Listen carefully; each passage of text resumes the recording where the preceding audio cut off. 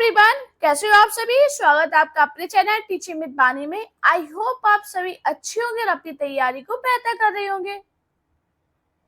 दोस्तों, आज की क्लास में हम पढ़ेंगे कबीर दास के वो दोहे जो सिर्फ परीक्षा में नहीं जिंदगी में भी काम आते हैं। अगर आप टीजीटी पीजीटी हिंदी की तैयारी को सच में आसान, मजेदार और यादगार बनाना चाहते हैं तो ये क्लास आपके लिए है। आखिरी तक जरूर जुड़िए, क्योंकि आज की क्लास में हम कबीर दास से बनने वाली महत्वपूर्ण बातों को समझेंगे। कबीर दास के गुरु के बारे में पढ़ेंगे और कबीर दास से जो दोहे आपके एग्जाम में पूछे जाते हैं उन्हें पढ़ेंगे और उनके अर्थ को समझेंगे। सबसे पहले बात करेंगे कबीर दास का जन्म। कबीर दास का जन्म कब हुआ था तो आपको याद रखना 1398 में काशी में हुआ था, जो कि अनुमानित है। आपको याद रखना कबीर दास का जो जन्म है वो अनुमानित है। इनके माता पिता नीरू और नीमा थे। ये भक्ति आंदोलन के प्रमुख निर्गुण संत थे। इनकी भाषा सदुक्कड़ी, अवधी, ब्रज मिश्रित थी। मैंने क्या बताया, कबीर दास का जन्म 1398 में काशी में हुआ था। इनके माता पिता नीरू और नीमा थे। भक्ति आंदोलन के प्रमुख निर्गुण संत थे। इनकी भाषा सदुक्कड़ी, अवधी, ब्रज मिश्रित थी। इनकी जो इम्पोर्टेंट चीज है, इनकी रचना संग्रह, वो क्या है, बीजक।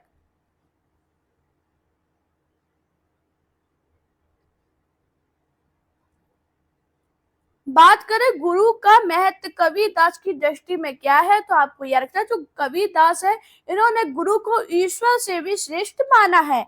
गुरु आत्मज्ञान और मोक्ष का दाता माना है। कबीर ने गुरु को ब्रह्म से जोड़ने वाली कड़ी माना है।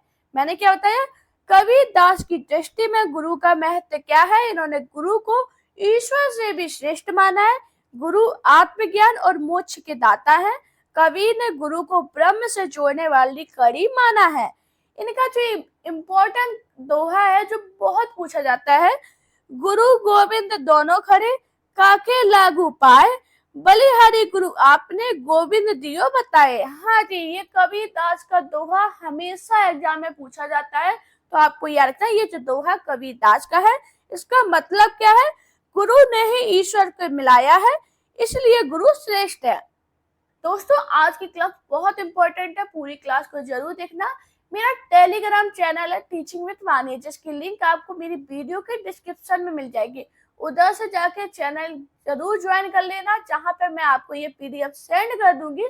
उधर से आप डाउनलोड करना और जितने भी दोहे हैं अपनी कॉपी में लिख लेना। इंपॉर्टेंट है, सभी मैंने छांट के निकाले हैं। एक भी दोहा ऐसा नहीं है जो आपके एग्जाम में पूछा ना गया हो।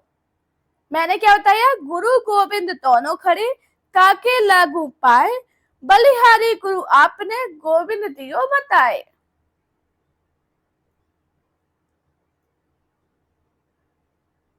बुरा जो देखन मैं चला, बुरा न मिलिया कोई, जो दिल खोजा आपने मुझसे बुरा न कोई। दोस्तों, ये जो दोहा है काफी एग्जाम में पूछा गया, तो आपको याद रखना इसका मतलब क्या है, बुराई खोजने निकला पर खुद से बुरा कोई ना मिला।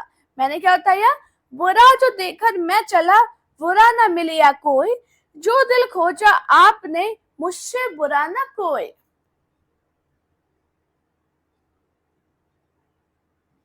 पोथी पड़ी पड़ी जग मुआ, पंडित भया न कोय, ढाई आखर प्रेम का पढ़े सो पंडित होए। हाँ जी, ये भी बहुत आपने पढ़ा होगा, ढाई आखर प्रेम के पढ़े सो पंडित होए। ये किसका दोहा है, कबीर दास का है। इसका अर्थ क्या है, प्रेम ही सच्चा ज्ञान है, केवल किताबें पढ़ने से कुछ नहीं होता। हाँ जी, बताया, पोथी पड़ी पड़ी जग मुआ, पंडित भया न कोई, ढाई अक्षर प्रेम का पढ़े सो पंडित होए।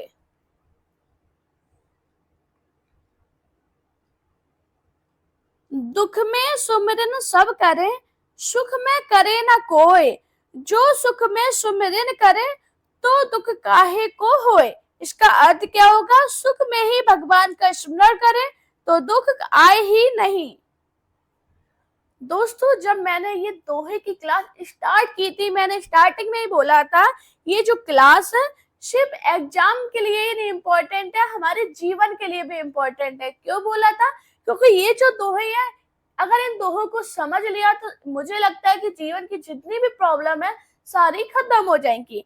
मैंने क्या बताया, दुख में सुमिरन सब करे, सुख में करे ना कोई, जो दुख में सुमिरन करे तो दुख काहे को होए। साईं इतना दीजिए जामे कुटुंब समाए, मैं भी भूखा न रहूं साधु ना भूखा जाए। हाँ जी, मैंने क्या बताया, साईं इतना दीजिए जामे कुटुंब समाए, मैं भी भूखा न रहूं साधु ना भूखा जाए। इसका अर्थ क्या होगा, जीवन यापन के लिए बस इतना मिल जाए कि सभी संतुष्ट रहे।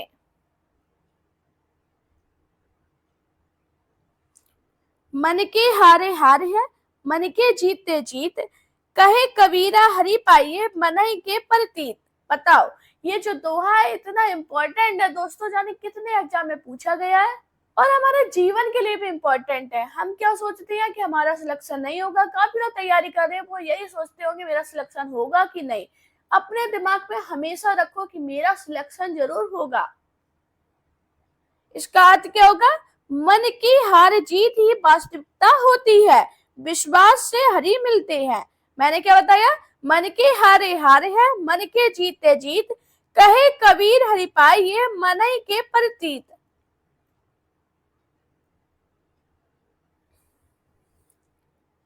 माला फेरत जुग भया, फिरा न मन का फेर, कर का मन का डारी दे, मन का फेर। हाँ जी, इसका अर्थ क्या होगा, केवल माला फेरने से कुछ नहीं है, मन को भी एकाग्र करो। ऐसे ही सिर्फ किताबें पढ़ने से कुछ नहीं होगा कि अलग अलग चैनल से आप पढ़ रहे हो, एक जगह से पढ़िए, एकाग्र होकर पढ़िए, तभी आपका सिलेक्शन होगा। जा दिन साई ना दरस दे, ता दिन काटन हार, दिन सूझे हरि काज को, भूला फिरे बाजार। इसका अर्थ क्या होगा, जिस दिन ईश्वर की याद ना हो वह दिन व्यर्थ जाता है। मैंने क्या बताया, जा दिन साई ना दरस दे, ता दिन काटन हार, दिन सूझे हरि काज को, भूला फिरे बाजार। दोस्तों ये दोहा बहुत इंपॉर्टेंट है, बहुत मेहनत से आपके लिए क्लास बनाई है, तो आप सभी से रिक्वेस्ट कर रही हूँ प्लीज चैनल को सब्सक्राइब जरूर करना। करता रहा सो क्यों रहा, अब कर क्यों पछताए, पौवे वृक्ष बबूल का आम कहां से खाए। हाँ जी, जैसा कर्म किया है वैसा ही फल मिलेगा, अब पछताने से क्या।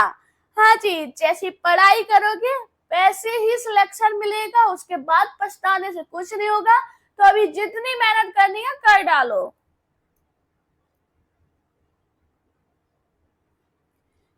निंदक नियरे राखिए, आंगन कुटी छवाए, बिन पानी साबुन बिना निर्मल करे सुभाए।